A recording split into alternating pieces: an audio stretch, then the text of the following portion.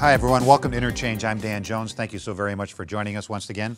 We have so much to talk about today. I don't know how we're going to get it all in a half hour.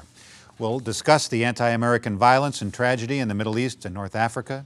We will talk about the public school teachers in Chicago walking off the job onto the picket line. We'll talk about the proposal to make all public high school juniors in Wisconsin take the ACT college entrance exam. And we will discuss the Milwaukee police crackdown on those rowdy students over at UW-M. All right, let me introduce everybody. We have Joel McNally, longtime newspaper columnist.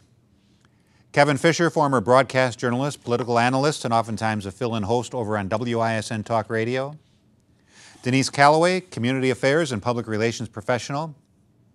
And Gerard Randall, education consultant and local job creation expert. Rick Horowitz is going to be along with commentary at the end of the show.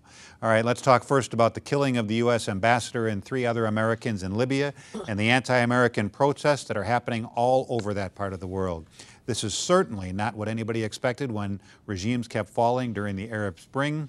So why now, and what do we have to do about it?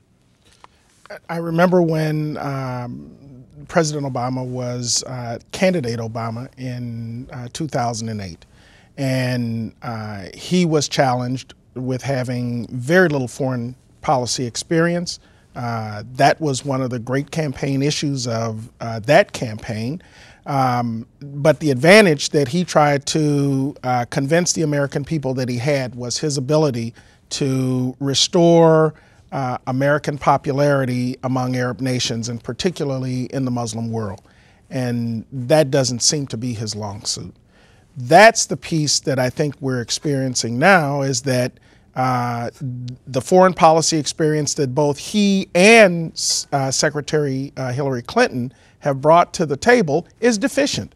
They have, if they were getting reports that were intelligence reports trying to indicate what was about to happen over there, they were either misread or ignored. It is not possible that a mere video would be enough to incite the kind of disruption that has occurred at those consulates and embassies, and leading to the kind of death and woundings that have occurred without someone having indications that that was either about to happen and try to hit it off at the pass before it did. Is this happening? Is this happening because the Muslim world is not afraid of the United States? Let him run a show for crying out loud, Joel. Say something right now. You're not in charge, Joel. Denise, I really need to say this. 9/11, the original 9/11, this country came together. Regardless of party, Republicans, Democrats, when this country is under attack, everyone comes together. What happened just a couple days ago, and what's happened here tonight, and that's why I really have to respond to this. The Republican candidate for president, instead of supporting the president and supporting America when America is under attack, used that occasion to attack the President of the United States. And now Gerard has just done the same thing, and I'm really kind of shocked. Because the truth of the matter is, we know what caused all of this. We do. It's an anniversary of 9/11, for one thing. The second thing is a hate video produced here in the United States. That had nothing to do with it. Don't tell me this. It was translated. Would you please a minute, Kevin? It was translated into Arabic. It was pornographic. It was vile. It attacked the Prophet Muhammad. And it was intended to incite violence. And Gerard, you cannot say, "Oh, a video couldn't do that." There have been violent attacks in this country. Please don't talk to me while that video was the prompt behind all that violence and maiming. As a matter of fact, there have been attacks against Americans, and Americans have been killed because of cartoons. In this case, burn the Quran. Yeah, burning the Quran. And in fact, the same people that burned the Quran or threatened to burn the Quran were behind this video, and it's a hate video. Is part of this because the Muslim world in that part of the world is no longer afraid of the United States? Nonsense. When has foreign policy, when has good foreign policy ever been about having somebody afraid of you? Decades, no, it hasn't been. Good foreign policy, not the stuff that Mitt Romney has spewed about, oh, well, I'll teach Putin something or whatever. I mean, that is ridiculous. Good foreign policy is not based on hate. Good foreign policy is based on understanding what your goals are in terms of what you want to do in a particular region and what the countries you are working with, independent countries run by independent individuals, what they want to be able to get out of a relationship. Good foreign policy is never about having people afraid of you, because when people are afraid of you, you see things happen like what happened in Libya. When people are afraid of you, people react with violence. But don't people involved in foreign policy often say, Kevin, that peace is achieved? Peace is achieved through strength and in part fear of what will happen if they don't be. Yes, and you're right, Gerard. We have President from Teddy Roosevelt on. If I may, we have a situation here. It's not some movie made by a private citizen who's a relatively unknown that triggered this. This is This is hatred of America. This is done by terrorists who do hate us. They want to kill us. They're not afraid of us, and they don't respect us. And what happens? The Middle East is up in flames. You've got rebels scaling walls, burning American flags, raising al-Qaeda black flags. None of which we seem to have an indication was going to happen. You have the president. Right, just like Bush had no indication about 9/11. The president refusing to go to intelligence briefings while he's inside the White House. You have a president when all of this is going on. Stuff up? Do you get up in the morning and make it up? Excuse me. When all of this is going on, he winds up agreeing with a statement that Mitt Romney made. He disavowed himself from that weak, pathetic statement made by the Cairo embassy. The Cairo embassy made that when they were under attack. And he gets on attack. And against hate. And he gets on a plane and goes to Las Vegas to raise money. And Joe Biden is eating turkey sandwiches at a diner in Eau Claire. You're right. This president, it's an embarrassment. You are both living clueless in a when it comes world to foreign policy. You are both living in a fantasy world filled with political rhetoric and not reality. It's embarrassing that you would make that. No, it's embarrassing that a president doesn't respond to the killing of an ambassador. Oh my gosh, he most certainly has. Did you not know that 2 warships were sent to Libya? Did you forget about that, or is that not? Is that not the foreign policy? After the fact, after several days of being criticized, had been burned to the ground, and 4 Americans had been killed, including the ambassador. Would you expect for us to have? I expect us to pay attention to the intelligence reports that are coming in. And the intelligence reports did not indicate that was happening. Either they were ignored or they were inaccurate. Unlike 9/11, when George Bush was warned that Al Qaeda and bin Laden were prepared to strike the U.S. and were prepared to strike the World Trade Center, George W. Bush's fault, and it's Mitt Romney's fault. It's not the people who perpetrated these attacks. It's Bush and Mitt Romney. Next topic. Can't have it both ways. Chicago public school teachers are expected to be back in the classroom next week following this past week's strike, which left hundreds of thousands of students stranded. Chicago teachers averaged more than $70,000 in salary and were offered 4% a year raises for each of the next 4 years. Yet, repeatedly, the teachers union keeps saying that this is not about the money. It has more to do with job security and how they're assessed at how they're doing their job. Do you believe that? Of course. And it has to do with respect for teachers, with the dignity of teachers, with assuring teachers with seniority who have taught in the profession all of their lives that if their schools get closed, they have a chance at a job. They don't just get thrown out in the street. It was very important that the teachers take a stand against this relentless assault that's started here in Wisconsin, removing all bargaining rights for teachers, giving them absolutely no control over their jobs. This is one of the most important professions in our country. Believe it or not, even though lawyers get paid a lot more and doctors get paid a lot more, teaching is the profession that is going to shape our children's future, and instead we have particularly one party, the one that just insulted the President of the United States during a crisis. We criticized him. One party has attacked the teaching profession and attacked these teachers for standing up for their rights and saying, look, I'm a professional. I deserve to be treated like a professional. I don't deserve to be treated like a child. We're supposed to teach children and shape their futures, and that's one of the most important jobs in the world. But I'm glad that it only lasted a week, but believe me, there are times when you get pushed to the wall when you have no other choice but to go on strike. But the one pushing for the major changes in Chicago is a Democrat. one of the leading Democrats. It wasn't a partisan effort in Chicago. Mayor Rahm Emanuel is the appointer. Is the appointer for the entire Chicago school board. They tend to be Democrats. They tend to be allies of his, and they certainly will follow his lead. Joel, you're right. The issue really isn't as much about the compensation as it is about seniority and those issues that revolve around it. Chicago wants to close 100 schools. The teachers were asking that they have the right of first refusal to any vacancies that occur in the remaining schools, and that you call back those teachers that were laid off first and give them the opportunity to fill those vacancies. The school board and the president of the board were saying that they felt if you had a new and promising teacher that you wanted to hire, that the principal should be allowed to make those decisions. And that's where the battle came in. It'll be interesting to see how it falls out. They put an offer out on the table that said, if you take either a severance, you're not able to come back and have any claim to those seats, or we will create a pool, and from that pool, you're guaranteed to have an interview, but that's about it.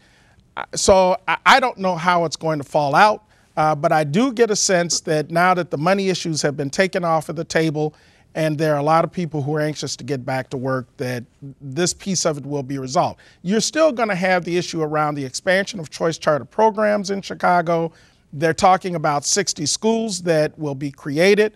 They're going to face some of the same issues that school districts around the country are failing, and that's with declining numbers in the public school enrollment. Kevin, a lot of times in these kind of situations, not just in Chicago, but here in Milwaukee, elsewhere, when it comes to teacher assessments, the administration is saying we have to be able to assess teachers, and if the kids in the class aren't doing well, then the teacher's going to have to pay. And the teachers, and many of those on the picket line in Chicago, said, how can you base my performance on how the kids do when there are so many external factors, language, poverty, whatever. I know where you're going, and I'm empathetic to a certain degree, but the teachers in Chicago don't want to be held accountable. They don't want to be judged based on how well the kids do. Then what do you judge them on? What do you hold them accountable for? Their daily attendance at work? Again, teachers, they have a hard job, and they have a very valuable job. However, look, this is indefensible. To ask for a 16% increase over 4 years when they're the highest paid teachers in America, they are public servants, and to walk off the job and leave thousands and thousands of families and children stranded. You talk about the security issue, that the senior teachers want to be able to be called back first if there are layoffs. I don't think that they should get preference. I think the preference should go to your better teachers. They're the ones who should have job security. When so many people are out of work and are actually getting pay cuts and benefit cuts, for them to make the demands they did this week to the people sitting at home on their couches collecting unemployment, that's a very tough sell. Then how do you judge the teachers? Well, you do it the way we're doing it in Milwaukee. We have a model project that we're doing with the MTEA, working collaboratively with the union. It's a model that takes into account how well students are doing in terms of their academic performance. There is a way in which it can be done, and maybe what they need to do in Chicago is come and take a look at the model that we're using here. It does include some of those, a number of factors, but one of those factors clearly is how well are students performing in school. But state law mandates... The hardest teaching job is not for all the kids that are out in the suburbs and learning and going to college. It is some of the hardest teaching jobs are in the cities of this country, where the children are in poverty and lucky to get to school that day, and it could be that the children who are not performing, like kids who have everything, that's the toughest job for a teacher, and the thing is, and that should be recognized too. And a teacher evaluation model in and of itself is not something that's going to help kids improve performance. Illinois state law mandates the new teacher evaluation process. It was also passed through a majority Democratic Assembly and House, Assembly and Senate and Governor. Also talking about education, a proposal this week from the Wisconsin Superintendent of Public Instruction to require all public high school juniors in Wisconsin to take the ACT college entrance exam as a measure to see how the schools are doing preparing the kids. Is this a good idea, Kevin, as you suggested just a few weeks ago, or not? And what about all those kids who really have no desire to go to college? Well, I think it is a good idea, and there's several benefits. You have a lot of kids who think that they're not cut out for college, that they're not ready for college. They take this test that will be compulsory, and they find out, hey, I can cut it, I can do it, and they move on, and they're the benefactors. Also, the current standardized test is outdated and not a very good barometer of how good teachers and students are doing. Utilizing the ATC will give us a better measuring stick of the performance of kids, and I think that's a win-win. And right now, only 71% of kids in the state are taking that test. You make it compulsory, and you have a much better handle on how those kids are really doing, and what teachers need to do to get them to excel and get them to be college ready, and that's what we want them to be. The politics of this, I think the state superintendent will be able to sell this to the legislature, and if it is included in the state budget, it'll cost $7 million in a budget that's close to $70 billion. That's a needle in a haystack. I think if it gets to the governor's desk, he'll sign it, and it may be a mandate, but it's funded. Local school districts will not have to pick up the tab. And Denise, we should be clear, it's not just the ACT junior year, it's a pre-ACT, and it's something in ninth grade, 10th grade, 11th grade. It's a series of tests that really are designed to do two things. Help measure, but also help students prepare and help students understand what's required of them. As important as the ACT is, and I do think it's an important measure for us in the state, the reputation of being the two things we need to be able to understand, and that is that as we have more students take this test, what we have traditionally seen in terms of Wisconsin being 1 or 2 in ACT scores, we should expect to see that drop. Because statistically, the more kids you ever take the test, particularly because you're going to be talking about a higher number of kids who aren't thinking about college and who may not be on that prep track with the coursework they're taking, the lower some of those scores are going to be. So that's the first thing. The other thing, and the thing that really helps us that we don't talk enough about in this community, in this state, is the Common Core state standards, which are much more rigorous and are going to add some rigor to the academic programs that kids are experiencing across the state. That is also something that's going to really help prepare kids, not just to take the test. I mean, anybody can figure that piece out. It's really to help them excel at the test and to be able to have the test really show what they've mastered. Are we going to hear a few years from now teachers complaining, now we're being forced just to teach to the test rather than give them knowledge, we're teaching to the test? You hear that now because, of course, the whole No Child Left Behind thing was to have schools teach to the test. And this at least is a good standard test, and it's a test that we expect children to know coming out of school.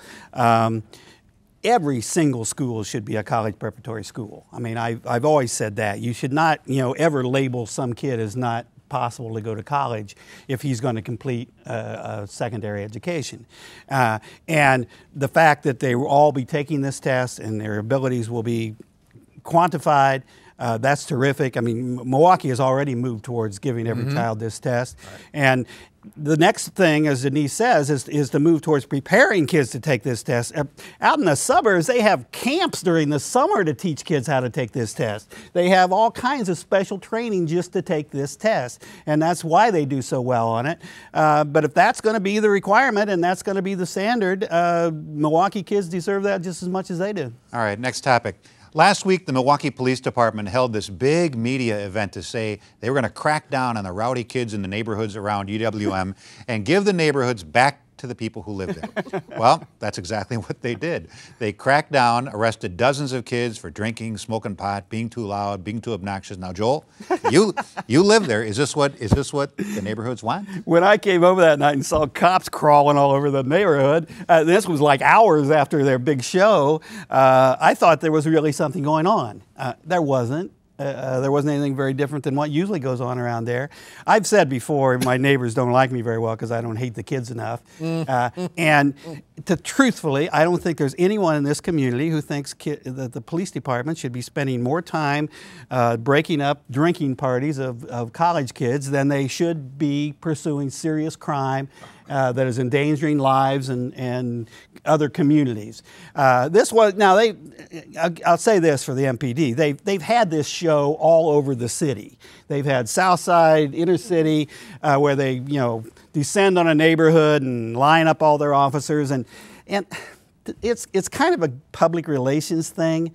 And I'm sure that they had the public relations things over by UWM because all these, privileged parents said, well, what about, our noisy kids? What are you doing about them? Okay, so they had the show, but I want them to concentrate on serious crime in our community. I really do. But you have to admit, if you're living in a house, I don't care what neighborhood, and every Friday and Saturday night, there's 20 kids paying $5 a head to get in to the keg party next door, getting high on the porch, screaming, playing loud music until 3 a.m., it would drive you crazy. Yeah. Well, it does. And clearly one response is to have the police be more engaged, especially on a campus where you already have state police that are patrolling. And then you go across town and you have the Marquette campus, and they've decided that they're going to issue tickets that will be given to the students that are on a graded scale. First offense, you pay, I guess, $100 if you're an underage drinker, $500 if you give an underage drinker a drink. So they've decided that internally they're going to crack down on the underage drinking. You had just today Dr. Shaquille O'Neal testify before Congress on binge drinking by college students, and he's a legitimate PhD or EDD. I haven't heard him called that. Well, and the title was used today, and I have to agree that is probably what has to be addressed, is the serious, uncontrolled, irresponsible drinking that occurs that then leads to the rowdiness. That's a good point, because the problems. These kids are not going up to Joel McNally's porch and ringing the doorbell and then running. Right. This is a nuisance. No, if they went up to his porch and rang the doorbell, they wouldn't pass his class. No, and they'd want his autograph. You can't ignore when the neighbors complain over and over and over again. The police department can't ignore that, and I think they have to address these calls. And it can be a nuisance. And Joel's right. You want the police to handle serious crime, of course, but I want my police department to handle crimes and not just ignore these because they're just kids and they're just poor and they're just students. What they're doing is it's a show of force, but I don't know that it's going to have any real change. The core problem is not whether or not there are enough police to be able to respond to these incidents. The core problem is that you've got kids who are drinking too much and smoking too much, and that's the issue. Until you address that core problem, you can bring a show of force in, and you can say we're not going to tolerate this stuff, but you're going to continue to have the problem until you address the core issue. Okay, back to Libya for just a minute. Rick Horowitz has also been watching that crisis unfold, and he's had his eye on some other potential problems as well. He thinks these past few days may turn out to be decisive ones, but maybe not in the way some people thought. Rick. This could have been a really bad week for President Obama. That Chicago teachers' strike pitted his former chief of staff, Mayor Rahm Emanuel, against some of Obama's biggest supporters, teachers. Would he have to choose sides? Meanwhile, Prime Minister Netanyahu of Israel decided to pick a public fight with Obama over Iran, and just in time to try to stir up some outrage among us Jewish folks at next week's Rosh Hashanah sermons in, say, Florida. Not that an Israeli prime minister would ever dream of trying to influence an American presidential election. And then there was Libya. Libya and Egypt and much of the rest of the Muslim world, too, outraged, or was that just an excuse, over a hate-filled piece of anti-Muslim propaganda cooked up by one American bigot in California. Did the sudden burst of violence, of anti-American protests all across the region mean that the president had made a bad bet on the Arab Spring, on siding with democratic forces over dictators? Like I said, it all could have meant trouble for Obama and for his re-election campaign. But then came Mitt Romney riding to the rescue. Mitt Romney, whose poll numbers had been slipping after Obama's convention bounce, who'd just been tongue-lashed by his right-wingers for not being more aggressive, whose own advisors had just said that foreign policy was a distraction, that they wanted to talk about the economy. Mitt Romney decided to insert himself into the middle of a foreign crisis, decided that while our own American diplomats were still being besieged by mobs, assaulted by rocket-propelled grenades, with one consulate in flames and at least one American already reported killed, that this was an opportune moment to launch his own verbal attack on those diplomats as a way of criticizing the president. Did Mitt Romney have to distort what the diplomats had said and why they had said it and when they had said it in order to take his shot at Obama? Absolutely. Did he have to mischaracterize what the State Department and the White House had been saying? Totally. Did he risk upsetting delicate, high-level crisis communications just to try to score some cheap political points? Of course. And he did it anyway. He showed who he is and what he's made of. People notice this stuff. Thanks, Rick, and thank you so very much for watching. Enjoy the rest of your weekend.